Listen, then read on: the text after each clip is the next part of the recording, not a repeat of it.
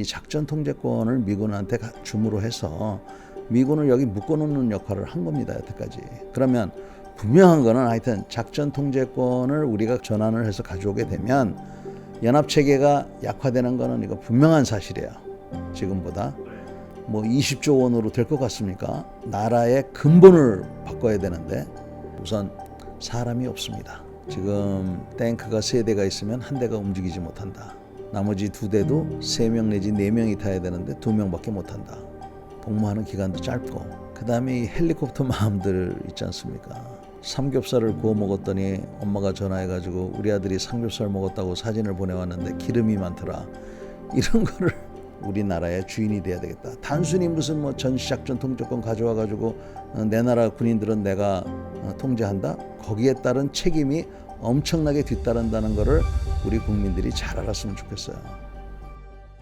오늘 전시작전권 환수 문제 자세히 알아보겠습니다. 전인범 장군님 자리했습니다. 어서 오십시오. 안녕하십니까. 어려운 문제입니다. 네, 먼저 장군님 입장부터 좀 여쭤볼까요? 이건 환수 뭐 당연히 하긴 해야 하는 거 아니에요? 근데 이거 어떻게 해야 돼요? 똑바로 해야죠. 그래서 전시작전 통제권을 우리가 다시 전환받는 것을 저를 비롯해서 많은 분들이 반대하는 분은 거의 없을 거예요. 다만 네. 어떤 방식으로 할 거냐, 언제 할 거냐, 이게 키거든요. 그래서 뭐 결론부터 말씀드리면 당연히 우리가 받아와야 된다. 그러나 그 절차와 준비를 잘 해서 안보에 문제가 없어야 된다 하는 게 일단 결론입니다. 하나씩 여쭤보겠습니다. 이게 이제 평시작전권이 있고 전시작전권이 있고 평시작전권은 노태우 대통령 때 가져왔나요? 그때는 그리고 이제 전시작전권을 가져오자 이야기를 아마 우리가 흔히 아는 건 노무현 대통령 그 영상, 네, 왜 우리 국방부 장관이나 높은 군인들은 도대체 그동안 뭐하고 전시에 작전권 하나를 못 가져오고 미군이 지켜줘야 하냐, 그 이제 유명한 영상으로 우리가 알고 있지만, 네. 전시작전권 하면 그러면 전쟁이 터지면 우리 군의 지휘권은 미군이 갖느냐, 여기서부터 여쭤볼까요? 네, 그렇습니까? 네, 틀립니다. 지휘권이라고 그러셨는데 네.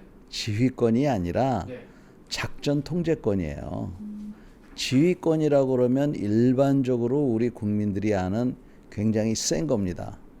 이리가 저리가 이거 해 저거 해 하지마 뭐 먹어 먹지 마 이런 거를 하는 게 지휘고, 작전 통제라고 하는 것은 이 지휘라고 그러면은 뭐 여러 가지가 있지만 쉽게 말씀드려서 인사, 정보, 작전, 군수, 기획 5가지 큰 목이 있어요. 근데 이 지휘는 이 5가지를 다 포함하지만 작전 통제권은 인사, 정보, 군수, 기획 이거는 빼고 작전 중에서도 작전도 거기에 교육 훈련이 있고 편제가 있어요. 그리고는 지휘 관계라는 게 있습니다. 그 지휘 관계만 놓고 봤을 때 그 지휘 관계 안에 지휘라는 게 있고 작전 통제, 전술 통제 등등등 군사적으로 하는 것들이 있는 겁니다.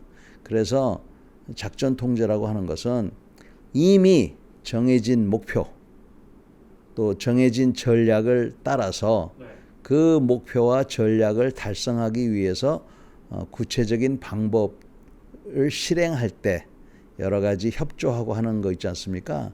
그런 성격이 강해서 지휘하고는 근본적으로 틀린 거예요. 네. 만약에 네.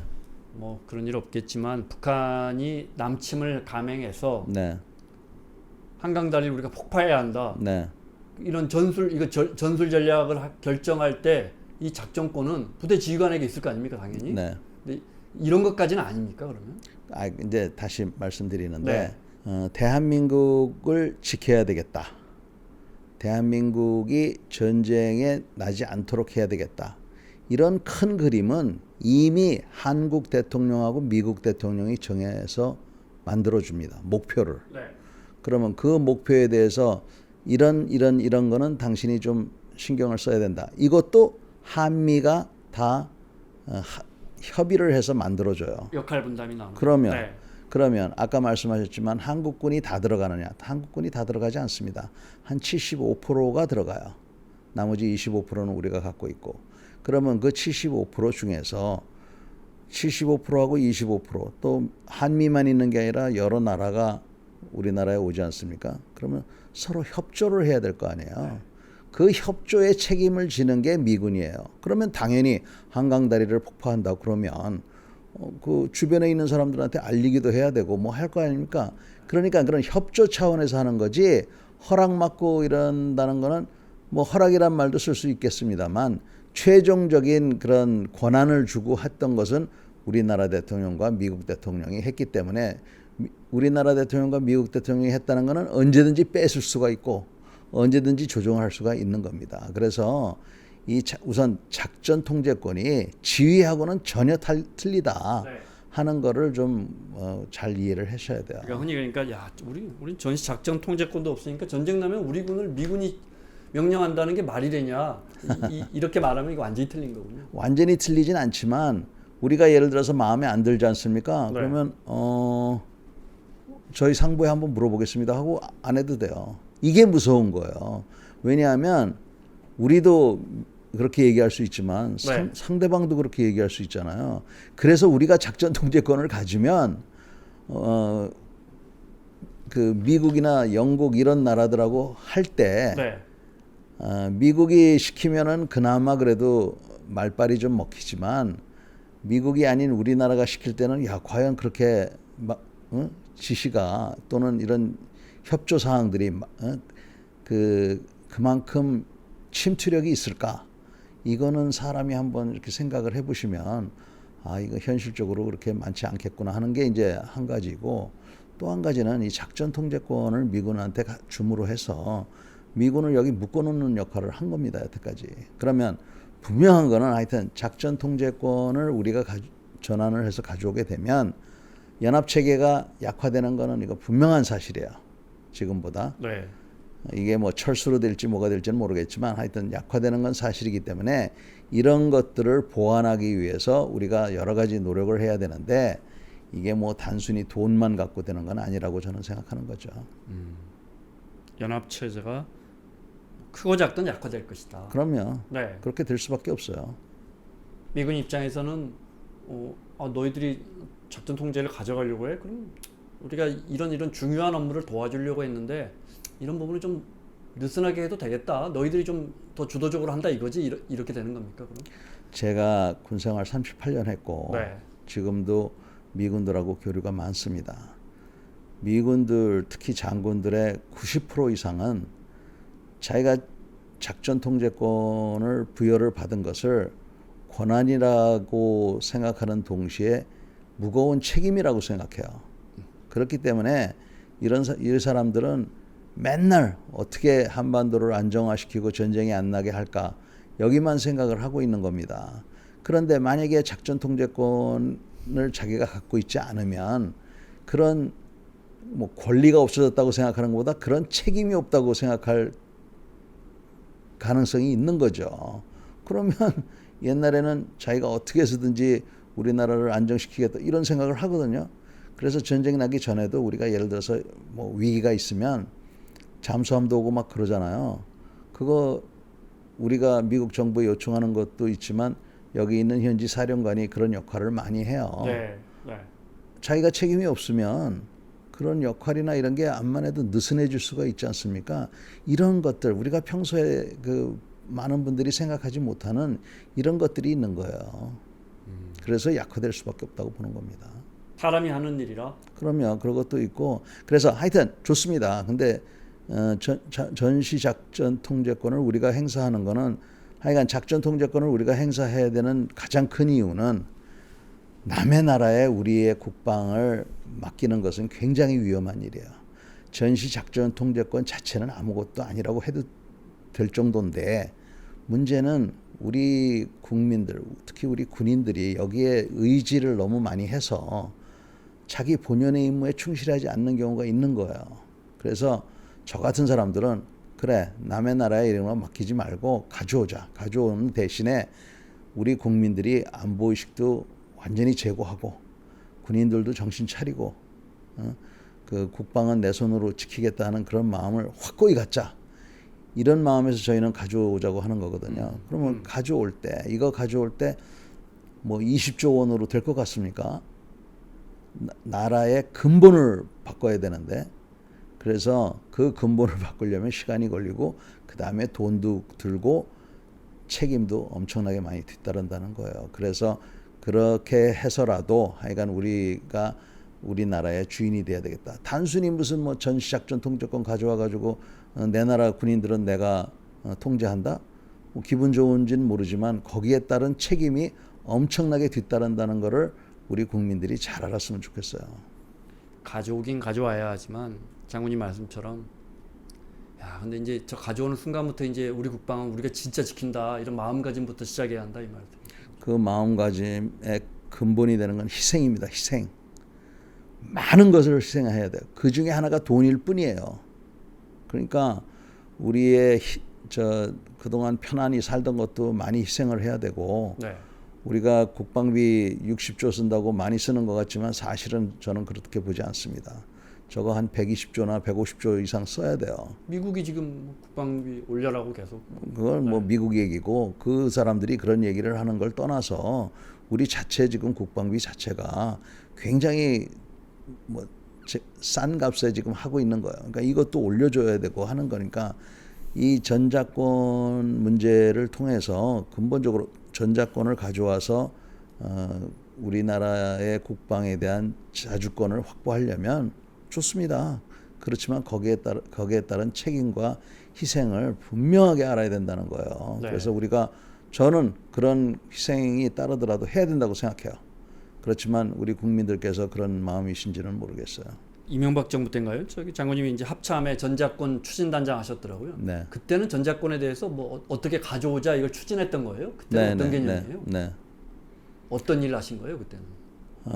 지금 방금 말씀드린 대로 이걸 가져오는데 제대로 가져오기 위해서 뭘 해야 되느냐 해서 지금 뭐 언론에 나오는 무슨 뭐 큰 명제가 있고 과제가 있다고 하죠. 그걸 제일 먼저 만든 게 저와 저희 팀원들입니다. 한 100여 명이 관여가 돼 있었어요. 그때는 어떤 내용들이었어요? 그 내용 말입니까? 네, 공개하시기 어려운 부분이 많아요. 내용은 얘기할 수 없고 네, 우리들은 하여튼 이 전시작전 통제권을 가져오는데 어떤 것들이 이루어져야 되느냐 그런 과제들이 있을 거 아닙니까? 그런 과제들을 식별하고 이 과제들이 완성이 되려면 어떤 절차를 밟아야 되는 이런 것들을 이제 무엇을 가져올 것인가 구체적으로. 전시작전 통제권을 가져오지만 이걸 가져오기 위해서는 우리가 해야 될 것들이 있어요. 뭐 이미 뭐 언론에 나와 있으니까 하나 말씀드리면 정찰 감시 능력을 제고해야 되겠다. 네. 그럼 그게 하나의 과제가 되는 거예요. 감시 정찰 이야기 나오셨으니 감시 정찰 자산 이런 거 지금 우크라이나 전쟁 보면 정말 너무너무 중요하잖아요. 네. 그러니까 아직도 미국한테 우리 거의 다 의존하고 있습니까? 거의 다는 아니고 그 MB 정권 때가 지금 20년이 지났는데 그 동안에 우리가 하나도 나아진 게 없습니까? 나아지긴 나아졌죠. 네.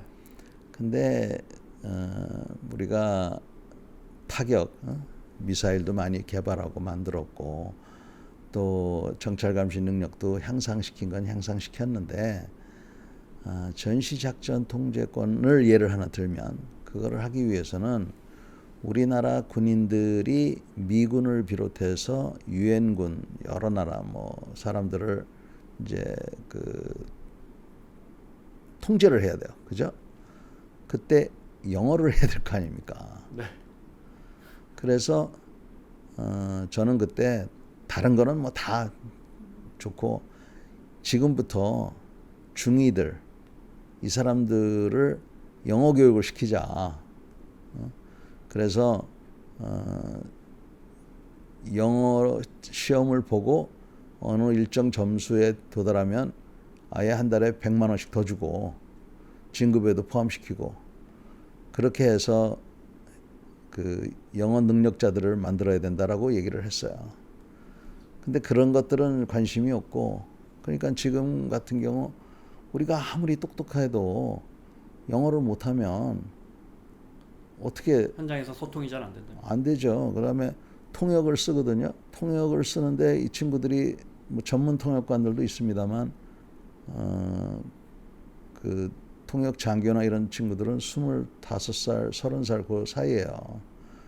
그러면 50, 60 다 돼가는 이 경륜과 군사 지식이 있는 분이 아무리 해도 아주 특출난 한두 명의 그 통역 장교들을 제외하고는 그렇게 통역을 할 수 없어요. 그리고 요새는 통역 장교들의 그 능력도 많이 저하됐어요. 그래서 이 언어 장벽이 전자권 전환을 위해서 굉장히 큰 역할을 한다고 저는 개인적으로 네. 봐요. 그래서 지금도 늦진 않았으니까 지금부터라도 젊은 장교들, 젊은 부사관들 이 사람들한테 외국에 많이 내보내자는 거예요. 저는 외국에 많이 내보내서 영어도 하고 그 다음에 문화도 좀 이해하고 그렇게 해서 이 사람들이 커나가야 진정한 우리가 연합작전 능력을 키우는 거죠. 그래서 저는 지금 20년이라고 그랬는데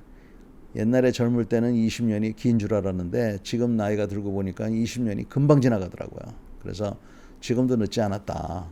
그래서 제가 이 전자권 전환을 하기 위해서 돈도 돈이지만 그 외에 많은 게 드는데 그 중에 하나가 바로 이 영어 능력인데 그거 하려면 한 10년, 20년 걸리니까 그런 걸 지금부터라도 차근차근 해야 된다는 거예요. 그래서 그때 당시에 추진할 때 지금 장관님 말씀하신 것처럼 우리가 이런 것들은 최소한 하면서 이런 것들은 해놓고 나서 작전권 가져오자 했는데 이런 것들이 안 됐습니까? 아니면 미군 측에서 아직 가져가는 걸 우리가 원하지 않아 그랬습니까? 미군 쪽에서는 가져가는 것을 원하지 않아라고 말한 적은 한 번도 없어요. 우리가 이제 이런 거를 쭉 만드는데 저희들 입장에서는 순수하게 1번부터 300번까지 이렇게 쫙 만들어 놓으면 네. 대부분이 이 정성적이에요. 정량이 아니라 이게 뭐냐면은 뭐 10발 중에 9발 이상 맞아야 돼. 이거는 분명하지 않습니까? 네. 근데 그게 아니라 이거는 잘 해야 돼. 이거는 충분해야 돼. 뭐 이런 식으로 될 수밖에 없는 것들이 많아요. 제가 예는 들 수가 없어요. 네. 그러니까 누가 봐도 마음만 먹으면 충분합니다. 이거 잘 돼 있습니다. 이렇게 할 수가 있잖아요. 그러니까 그때 제가 하면서 야 이거 굉장히 위험하구나. 왜냐하면 상부에서 예를 들어서 야 무조건 된다 그래. 그러면은 그렇게 그렇죠. 대통령이 강한 의지가 있으면 윗분들은 야 그거 되는 거 아니야 이렇게 봐버리면. 네. 그래서 그거 굉장히 위험한 거고요. 그 아까 제가 말씀드린 노무현 대통령이 그 진짜 군을 상대로 군의 고위직을 상대로 좀 호통치는 그 연설에 대해서는 어떻게 평가하십니까? 멋있다고 생각해요. 근데 멋은 있는데 노 대통령께서도 이제 대통령이 되시고 나서 점점 그 여러 가지 현실을 알고 나서부터는 야 이게 쉬운 일이 아니구나. 만약에 그 노 대통령께서 의지가 있었다면 미국은 2007년도에 가져가라고 주겠다고 그러니까 주겠다는 것도 아니죠. 가져가시라고 그랬거든요. 네. 근데 오히려 우리가 2007년은 좀 빠른 것 같고 2009년으로 합시다. 뭐 그러다가 이제 이명박 정부로 넘어간 거거든요. 그래서 이거 그 당시에는 미국이 쉽게 우리한테 다시 전환하지 않을 거라고 그런 가정이 강했던 것 같아요. 근데 웬걸 오히려 빨리 가져가라고 걱정하지 말라고 우리가 다 해줄 테니까 이렇게 나왔어요. 그래서 당황스럽게 만들었죠 우리를. 노무현 대통령도 그럼 집권 후반기에 가서는 이런저런 상황을 보고 아 이게 가져온다고 당장 지금 가져온다고 좋은 건 아니구나 이렇게 생각이 바뀐 거예요. 바뀌셨는지는 모르겠지만 하여튼 전체적인 분위기는 이거 너무 서둘러서는 안 되겠다라고 판단을 하신 것 같습니다. 우리가 전자권을 가져오지 않으면 진짜 이게 근본적으로 문제다 하는 거하고 전자권 지금 가져오면 당장 여기서부터 이게 문제가 아까 저기 이제 감시 정찰 문제 잠깐 예를 들는데 예를 들어서 어떤 게 있습니까? 예를 들어 우리가 전자권 안 가져오고 한 10년 미군한테 계속 의지해 보죠. 뭐 좀 쪽팔리지만 현실적으로 이게 굉장히 뭐 코스트도 최고로 줄이고 이런다면 어떤 문제가 생깁니까? 국민들의 자주 국방 의식이 내 나라는 내 손으로 지키겠다는 이 마음이 너무 해이해 있어요 지금. 내 나라의 국방을 남한테 맡기는 것처럼 위험한 거는 없습니다. 그래서 이 전시작전 통제권을 미군한테 맡긴 거는 일종의 미국을 묶어놓기 위한 거예요. 그거는 그렇게 해놓고 우리나라는 우리 손으로 지키겠다는 강한 안보의식을 가져야 되는데 지금 우리나라가 그런 안보의식이 강하게 있다고 보십니까? 저는 그렇게 보지 않아요.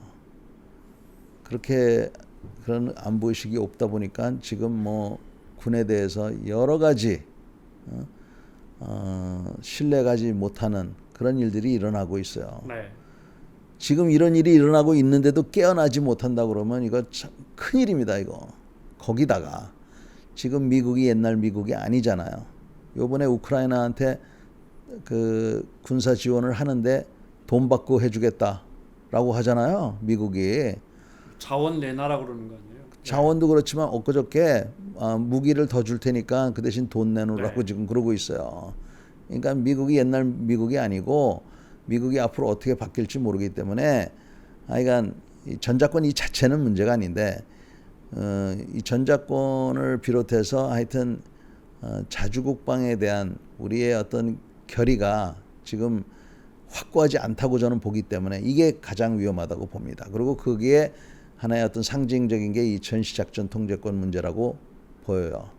자, 그건 그렇고 이 전시작전 통제권을 예를 들어서 뭐 내일이라도 가져왔다. 더군다나 지금같이 트럼프 행정부 환경에 당장 주한미군 규모는 제가 잘 모르겠어요. 뭐 이번에 국방수호법도 뭐 생기고 했으니까 그렇지만 아마 미군 리더십에 주한미군 리더십에 변화가 있을 거예요. 자, 주한미군 장성들이 우리 대한민국의 가장 좋은 대변인들입니다. 이 사람들이 아까도 말씀드렸지만 머릿속에는 내가 대한민국을 지켜야 되는 그러한 숭고한 책임을 갖고 있다 이런 생각을 하고 있어요. 네.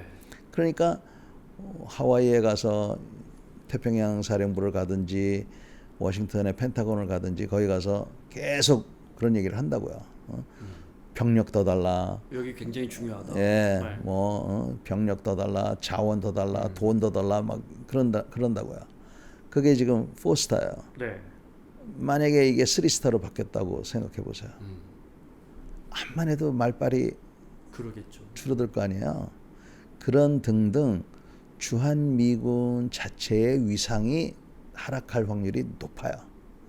더군다나 지금 일본에는 합동사령부라고 그래가지고 거기가 지금 미군들하고 우리처럼 하려고 그래요. 만약에 일본에 뭐 합동사령부가 생기거나 뭐 했다 그러면 전시작전 통제권을 누가 행사할까요? 미군이 할까요? 자위대가 할까요? 자위대는 지금 뭐 스스로 작전을 할 수 없도록 돼 있는 거 아닙니까? 헌법이? 아니 작전할 수 있죠. 그렇지만 거기도 네. 연합작전을 하면 네. 미군 4스타가 작전 통제를 하겠습니까? 일본 자위대 4스타가 미군이 하겠죠. 그렇죠. 네. 그러니까 지금 보면 일본은 우리처럼 되려고 지금 하는 거고 우리는 지금 이거를 돌려달라고 뭐 그러는데 안 돌려주겠다는 것도 아니고 그러니까 네. 이게 조금 한번 잘 생각해 보셔야 돼요. 전시작전 통제권 가져오는 날 행사하는 날은 멋있게 할지 모르지만 며칠 지나고 나면은 현실이 다가왔을 때 그때를 위해서 그러니까 우리가 준비를 잘 해야 됩니다. 우리 군 이야기를 좀 해보죠. 우리 군은 어떻게 하면 강해지죠? 잘 아시다시피 우리 군이 옛날에는 많은 부조리가 있었습니다. 간부진들의 어떤 부정부패, 병 상호 간의 폭행과 상상도 하지 못할 그 자기네들 세계에서의 룰이 있어가지고 내무 부조리가 많았어요. 네. 그래서 이거를 우리가 한꺼번에 뿌리 뽑았는데 뿌리 뽑을 때 바퀴벌레 잡으려고 초가집을 불지른 것처럼 그런 비슷한 현상이 일어난 게 아닌가 싶어요. 그래서 지금 군대가 변화를 해야 되는데 변화를 할 때 국민들의 이해와 이 지지가 필요한데 그거를 지금 확보를 못하고 있어요. 그래서 우리 국민들께서 스스로 잘 판단을 하셔야 됩니다. 지금 현재 군의 상태는 국민들께서 지금 너무나 엄한 잣대를 대고 있기 때문에 현실적으로 작전 뭐 이런 걸 하기가 굉장히 벅차요. 거기다가 사람이 없고 그래서 너무나 힘들기 때문에 이런 문제에 대해서 한번 국민들이 잘 생각해 보실 필요가 있다고 생각해요. 자, 우선 사람이 없습니다. 지금 탱크가 3대가 있으면 한 대가 움직이지 못한다. 배가 사람이 없어서. 나머지 2대도 3명 내지 4명이 타야 되는데 2명밖에 못 탄다. 움직이기만 하는 거죠. 쏘기만 하고. 그래서 이런 문제가 있어서 하여튼 사람이 없다는 거. 공군도 그렇고 해군도 그렇고 전체 필요한 병력 엊그저께 뭐 청문회 하는 거 보니까 뭐 70% 80% 이렇게 얘기하던데 충원도 안 되고 그래서 우선 사람이 없습니다. 사기가 엄청 떨어져 있어요. 특히 육군 같은 경우에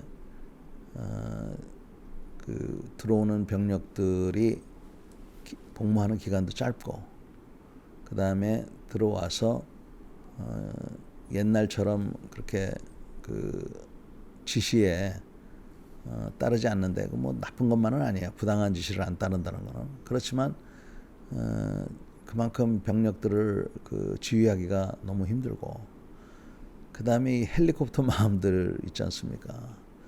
이 어머니들이 계속 관여를 하고 그 다음에 뭐 삼겹살을 구워 먹었더니 엄마가 전화해가지고 우리 아들이 삼겹살 먹었다고 사진을 보내왔는데 기름이 많더라. 이런 거를 중대장한테 항의를 하니까. 네. 다 요즘은 저 중대장, 소대장 번호를 엄마들하고 다 카톡 연결돼 있을걸요? 네. 그러니까 이 중대장이나 이런 사람들이 너무 힘들어하는 거죠. 그러니까 본인들이 유치원 선생님인 것 같다는 이런 생각을 하는 거고. 기본적으로 지휘관들이 리더들이 뭐 누구보다 장군님이 이 내용을 잘 아실 것 같은데도 이 질문을 드리네. 근데 그런 거에 대해서 예를 들어 엄격하게 하니까 일선 부사관부터 시작해서 초급 간부들 이런 사람들이 거기에서 경직되게 하는 거 아니. 진짜 그런 이야기 정말 많이 듣습니다. 제가 제 또래가 지금 아이들이 군대를 가니까 유격 가다가 유격 뭐 20km 정도 행군하는데 가다가 힘든 사람 손들어 다 손들죠. 힘들면 다 빠지고 이렇게 60 트럭으로 다 옮겨 타고 그렇다는 거예요. 훈련이 선택인 거예요, 선택. 근데 그걸 엄하게 하면 이제 부모들이 항의할 거고. 그래도 그걸 위에서 그 지휘관들에게 야, 괜찮아, 훈련해라 이렇게 해줘야 되는데 사단장이나 연대장들이 그런데 벌벌벌 떨면서 야 부상 거의 또 부상 당해가 또 민원 올라왔잖아 이런 이야기 하면 일선 지휘관들이 누가 그 뭐 유교 훈련 시키겠습니까? 감사합니다. 그 말씀 해주셔서 저는 그런 현실을 보면서 창피해서 말을 못했는데 대신 해주셔서 너무 감사드립니다. 지금 방금 예를 들었다시피 지금 그런 지경이 됐어요. 그러니까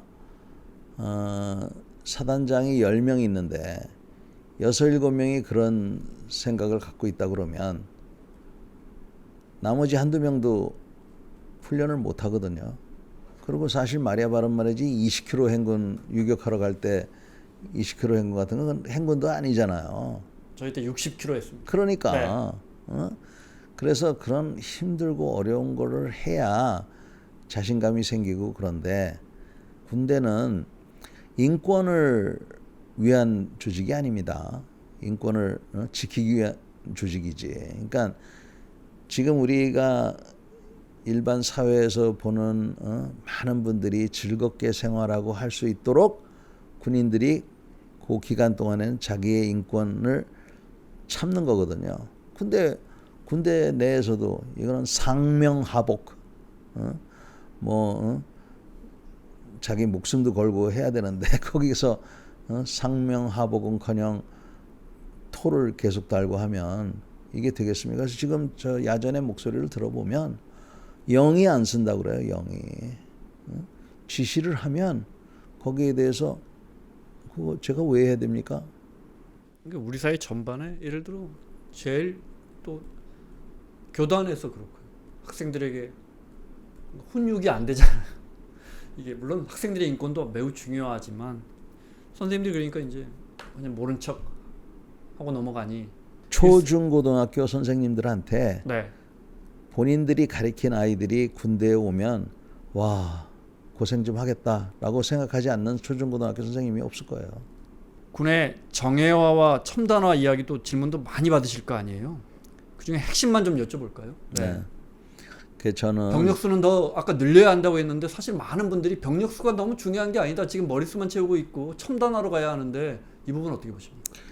정예 병력이 있고 그 다음에 창고를 지켜야 되는 병사가 있어요. 그런 병사는 뚱뚱해도 괜찮아요. 그 다음에 CCTV를 보는 병사가 필요해요. 네. 그런 병사는 여자가 해도 돼요. 네. 드론이나 로봇을 조종하는 사람, 뚱뚱한 사람 남자도 되고 뚱뚱한 여자도 됩니다. 즉 체력이 안 되는 사람도 돼요. 네. 네. 근데 누군가는 해야 돼요. 그러니까 제 생각에는 50kg짜리 군장을 메고 총을 쏘면서 뭐 문을 박차고 들어가고 그 다음에 일선에서 전투를 해야 되는 사람들은 옛날에는 2주만 가르치면 됐지만 이제는 안 돼요. 이제는 6개월, 1년 가르쳐야 되기 때문에 그런 사람들을 별도로 모아야 되기 때문에 그래서 제가 특수군을 만들든가 육군의 특수병과를 만들든가 해서 따로 키우자는 겁니다. 50만 대군을 정예화할 필요는 없다. 그러니까 그 중에서 한 네. 이 전투병이에요. 전투병. 그러니까 물론 전차 타는 사람도 전투병이고 하지만 제가 주로 얘기하는 거는 이 보병들입니다. 네. 보병 중에서 한 4만 내지 5만 명 정도 특전사, 사단, 수색, 저 특공 여단들 이런 병력들을 중심으로 해서 그야말로 정예화해서 이 사람들은 그 일선 최일선에서 전투를 하고 하지만 그 외에 드론 조종사라든지 로봇 조종사, AI 운영자, 그 다음에 로봇도 누군가가 닦아야 될 거 아니에요. 기름도 치고 부속도 갈고 네, 정비하는 그거 다 사람이 해야 돼요. 네. 그런 거를 위해서는 일반 군인들이 필요하다는 겁니다. 그래서 50만이 도 사실은 부족하죠. 그렇기 때문에 예비군 제도를 우리가 현실화시켜야 돼요. 지금 우리가 예비군이 뭐 150만이 있네, 250만이 있네 그렇지만 총은 100만 정도 없잖아요. 이게 말도 안 되는 거죠. 그러니까 예비군 훈련 제도도 완전히 뜯어 고쳐야 됩니다. 이게 전작권하고 다 연결이 돼 있는 거예요. 지금은 예비군 훈련을 받으면 전역을 하면 대학생은 우선 예비군 훈련을 교실에서 하루 받습니다. 대학생이 아닌 사람은 2박 3일 동원훈련에서 부대에 가서 받아요. 네. 대학생은 하루 대충 받는 이유가 옛날에는 대학생 숫자가 많지가 않았어요. 그러니까 너희들은 공부 열심히 해서 나라의 재산이 되어다오. 그 대신 다른 사람들이 나라를 지켜줄게. 그런 거였거든요. 네. 근데 지금은 너도 나도 다 대학생을 하잖아요. 그러니까 사실은 제일 똑똑한 애들이 예비군을 안 하는 겁니다. 걔네들은 교실 가서 누구 왔어요? 예비군이에요. 총 쏘는 거 기억나시죠? 그리고 끝. 반면에 그렇지 않은 사람들은 1년에 2박 3일 가가지고 그것도 하는 둥 마는 둥이지만 하여간 2박 3일 가는 게 그것도 귀찮잖아요. 가가지고 하는데 가서 요새 한 3만 원 주나 모르겠습니다. 저는 그러지 말고 하루에 30만 원 주자는 거예요. 그리고 이 대학생 이런 제도 다 없애고 그리고 지금 이스라엘이나 심지어는 싱가포르도 예비군 제도를 잘 갖고 있는데 걔네들이 어떻게 하나 잘 보고 걔네들처럼 하자는 겁니다. 그렇게 하면 우리가 지금 얘기한 대로 사람 숫자가 적은 거를 상당히 고칠 수가 있고 자연스럽게 안보의식도 제고할 수가 있어요. 다시 말해서 군복무를 하면 손해보지 않는다라는 느낌을 강하게 줘야 됩니다. 그래서 저는 지금 육군 현역으로 가면은 대략 평균 150만 원 정도 받거든요. 네. 그거를 150이 아니라 저는 400만 원 주자는 거예요. 돈도 많이 주고 그래서 청년 지원금으로 생각하면 안 돼요? 군대 가면? 우리 아마 병장 월급이 200 가까이 됐을 겁니다. 네. 그렇죠. 병장은 200인데 네. 2등병이 100 언저리이기 때문에 이거를 평균을 평균하면 내면 150. 150 정도 되는 거예요. 이 제도가 어려운 게 이거 만약에 이제 300만 원, 400만 원으로 하면 기본적으로 7급, 9급 공무원들 부사관들 급여가 얼마 됩니까? 부사관들이 200만 원이 채 안 되죠. 그러니까 여기서부터 이제 하사들. 이것부터 그럼 부사관을 한 400으로 올려야 할 거 아닙니까? 400, 500으로. 연관급들이 얼마 받습니까? 부사관들 같은 경우에 네. 지금 이제 좋은 지적을 하셨습니다. 당연히 올라가야 됩니다. 그거는 그 야근 수당 같은 거 있죠. 이것만 사회하고 맞춰줘도 상당히 올라가요. 그 다음에 예를 들어서 지금 개념이 이게 청년 준비금 같은 이런 개념으로 한다 그러면 지금은 하사가 자기가 200만 원보다 조금 못 받거든요. 그런데 병장이 200만 원을 받고 거기다가 또 비아냥거리면서 김 하사님 돈도 못 받으니까 저희가 회식 한번 낼게요.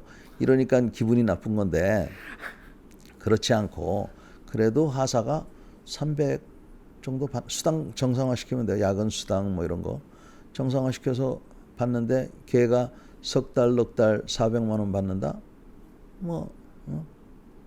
기분 나쁘지 않는 거지. 그리고 자기가 그렇게 싫으면 자기가 그냥 병사로 들어왔다가 그 연장해서 부사관 해도 되잖아요. 그러니까 지금 우리가 갖고 있는 개념을 완전히 고쳐야 돼요.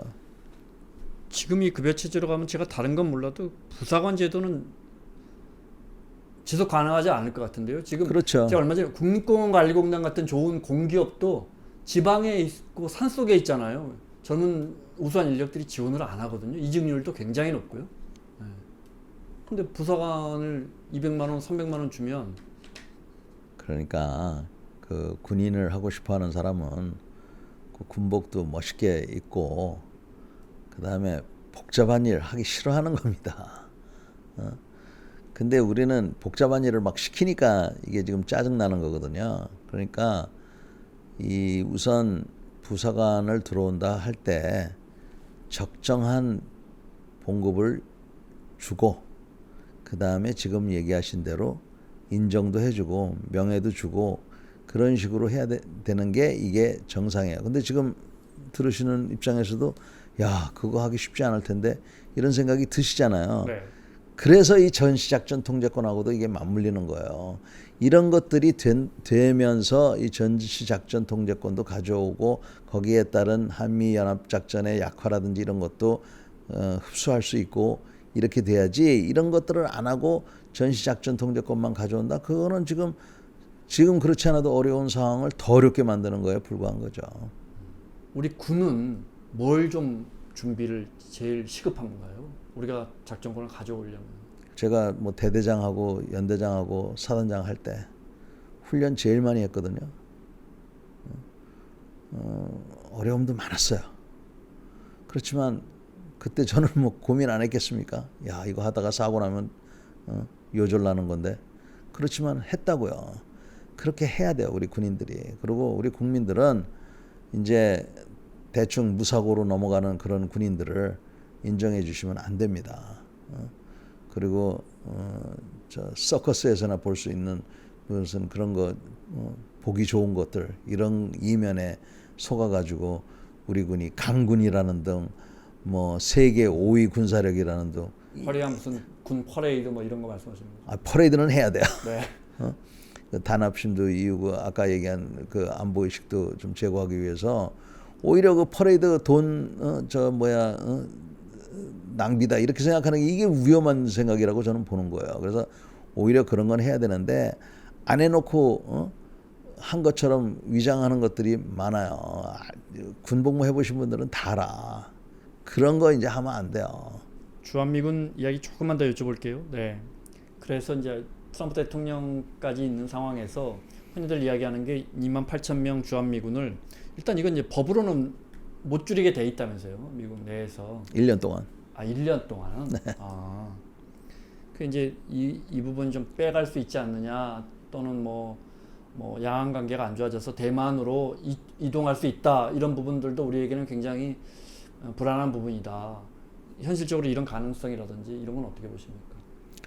지금 미국 본토 워싱턴에 있는 펜타곤하고 인도 태평양 사령부가 있는 하와이하고 주한미군사가 있는 대한민국 평택하고 생각이 다 틀려요. 미군이지만. 네. 펜타곤에서는 지금 얘기한 대로 지금 우리 이 한국만 보는 게 아니라 전 세계에 있는 미군을 지금 줄이려고 해요. 지금 어디서 줄일까? 이렇게 지금 보고 있는 겁니다. 트럼프 대통령 생각과 또 맞아 떨어지겠군요. 네. 그래서 그 펜타곤은 지금 그렇게 생각하고 있는 거고, 인도 태평양에서는 야 우리는 전 세계의 3분의 2를 차지하고 있어. 여기선 빼가지 마 이러고 있는 거고, 주한미군사는 우리도 지금 사람이 부족해. 오히려 늘려주면 늘려줬지 빼가지 마 이런 입장이에요. 그런데 문제는 여기 이 헤드쿼터에서 본부에서 지금 그런 생각을 하고 있다는 게 펜타곤에서. 이제 문제고요. 그 다음에 지금 대만 사태로 인해서 미중 간의 충돌이 일어나 가지고 뭐 그런 아주 염려가 많이 되는데 네. 지금 뭐 미국이 대만 때문에 미국하고 중국이 전쟁을 할 확률이 높다고 보세요. 트럼프 대통령 임기 때는 가능성이 좀 상대적으로 확실히 낮겠죠. 그러니까 제가 봐도 그렇게 높은 게 아닌데, 자 만약에 거기서 무슨 전쟁이 났다, 대만을 중국이 했다 그러면 우리는 영향을 안 받을 수가 없어요. 우리 무역이 그쪽으로 많이 지나가니까 경제적으로 영향을 받고 또 영향을 안 받을 수가 없는 그런 상황입니다. 그 다음에 이제 그 미국이 전쟁에 개입하게 되면 우리가 상호방위 조약 때문에 절차가 있어요. 그렇지만 미국이 도와달라고 그러면은 도와주는데 뭘 도와줄 것 같으십니까? 우리가 월남 때처럼 뭐 2, 3개 사단을 보내주고, 저는 그럴 것 같지 않은데요. 처음에는 호송 임무 정도 할 거라고요. 네. 호송 임무 하다가 그 다음에 이제 만약에 중국이 우리를 공격을 한다든지 또는 북한이 요때다 해가지고 공격을 한다, 이런 게 걱정이 되는 거예요. 근데 중국이 우리를 공격한다? 그것도 염려는 되지만 글쎄, 그 다음에 북한이 우리를 공격한다? 그것도 뭐 대비는 해야겠지만 그게 오히려 더 위험하면 위험했지. 그래서 이거 너무 그렇게 큰 걱정거리는 아닌데, 제가 좀 저거 하는 거는 미국한테 분명하게 좀 얘기를 해야 돼요. 지금 미국이 우리나라에 대해서 특히 그 이번 정부에 대해서는 아직까지 확신을 갖고 있지 않는 것 같아요. 그러니까 이럴 때일수록 미국한테 어차피 뭐 이렇게 큰 일이 일어날 확률이 저는 뭐 그렇게 많다고 생각하자는 입장에서는 미국 걱정하지 마시오. 우리가 지원하겠다. 이렇게 확고하게 얘기하는 게 좋지 않겠느냐라고 생각이 드는데, 그렇게 되면 이제 중국이 별로 안 좋아할 거다 뭐 그렇게 얘기하는데 그거 뭐 3% 방송에서 얘기할 건 아니잖아요.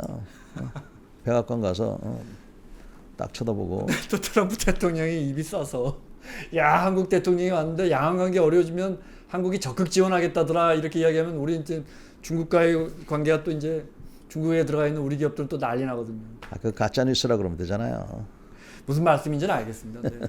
그렇게라도 오늘 전시작전권 회수하는 문제 주한미군 여쭤봤는데, 근본적으로 보면 네. 자주국방이잖아요. 장관님 네. 늘 강조하시는 거잖아요. 네.